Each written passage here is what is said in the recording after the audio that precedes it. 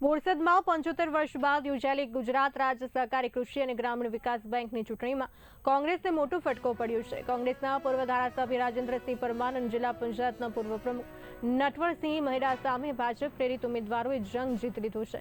Borsad APMC હોલમાં યોજાયેલી મતગણતરીમાં પ્રતિનિધિ બેઠક પર ભાજપના ઉમેદવાર દેવીસિંહ ડાભીનો વિજય થયો હતો, જ્યારે સભ્ય પદની 3 બેઠકો પર પણ ભાજપ પ્રેરિત ઉમેદવારો વિજેતા બન્યા હતા।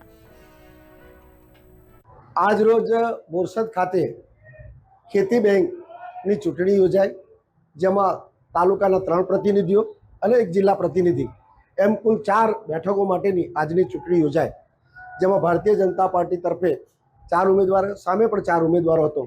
એ પૈકી આ 75 વર્ષના ઇતિહાસમાં પહેલીવાર ભારતીય જનતા પાર્ટીના 4 ઉમેદવારો ખૂબ જ જ્વલંત બહુમતીથી એ વિજેતા બન્યા છે।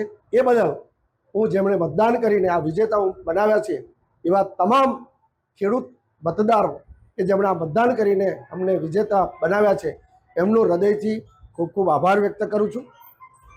બીજું કે અમારા પાર્ટીના સૌ પદાધિકારીઓએ, એમાં અમારી આખી ટીમે એક ટીમ બોરસદ, ટીમ આંકલાવ તરીકે સાથે મળી અને ઐતિહાસિક જીતના સહભાગી બન્યા છે, તો તેઓને પણ ખૂબ ખૂબ અભિનંદન।